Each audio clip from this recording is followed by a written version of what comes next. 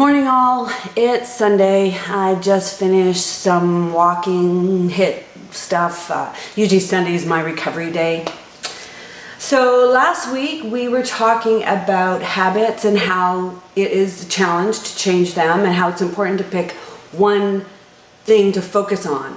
I hope you guys are continuing to practice that one thing you picked. Reach out to me if you want to share how you're doing. Monique, I know you said you're going to start exercising every day. I'd be interested to see how that's going. Today we're going to talk a little bit about why it's so difficult to change. And I would do another recommendation. It's called The Power of Habit. A fascinating book by Charles Duhigg. And he talks about the brain and how it works and how habits are formed and some fascinating studies. And one example that I can share with you that most of us have been through is backing up a car. So if you recall the first time you backed up your car, there were a lot of steps that you were very conscious of. You got in the car, fastened your seatbelt, you step on the brake, you put it in gear, you check all around you, check your back in all directions, make sure all the people are in the car, all their seatbelts are on, and then you put the car in reverse, take your foot off the gas, no, don't do that. Take your foot off the brake, on the gas, you back up. There was a lot of steps in there, but today you can get in your car and you don't even think about it. You do all those things and you're talking, having a conversation, hopefully not texting, but you're doing a lot of things. The brain fires pathways that become very habitual. And it's the same with many of the behaviors that we do, including meeting people, eating. Like, I know it feels like that bag of potato chips just jumped out of the cupboard and boom, it's gone. No, there's probably a lot of things happening prior to that at this point you may be unconscious about. So, according to Charles Duhigg, each habit has a very set pattern. And I'm going to try to draw this out on this side. I should have practiced this beforehand, you guys. Okay, so, and it's in the book. So, it starts with a cue or a trigger. And that's something that's going to happen and trigger you to do something.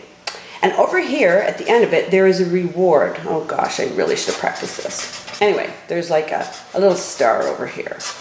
Oh, this is a pathetic star, but you get it.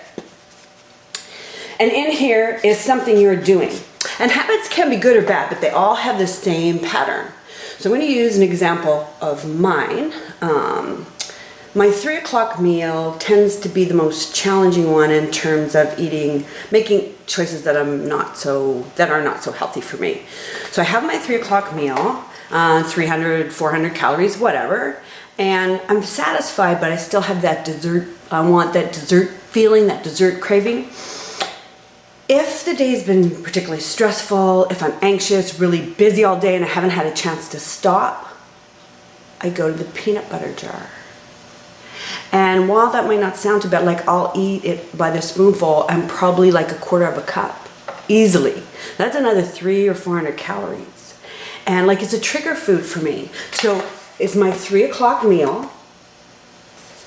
My reward is just that dessert feeling. It just makes me feel good. It gives me some comfort. And that's me in the peanut butter jar. So according to Charles Duhigg, this cue is not going to change. Like I'm always going to eat my 3 o'clock meal. And I have to find something that's going to replace that reward in order to change that habit. So in my case, what I found, like I still get that craving, I want that reward. For me, I found if I do almond butter, like I can do a reasonable amount. It doesn't have the same trigger for me. So this is how I deal with my trigger and reward to change my quote-unquote unhealthy behaviors. So the first step you're going to have to do is figure out what those rewards and triggers are for you. If you need help doing that, by all means reach out. The new program that I'm offering is all about getting this shit nailed down so you can change your life, so you can become the person you want to be, so that you can be confident, so that you can do whatever, get off meds, sleep better, all that stuff, so you feel good and enjoy your life. Anywho, I hope you enjoyed this video. Again, the book, if you're interested, The Power of Habit, It's a pretty awesome read. Good luck with everything. Reach out, let me know how things are going for you. Happy Sunday. See you guys next week.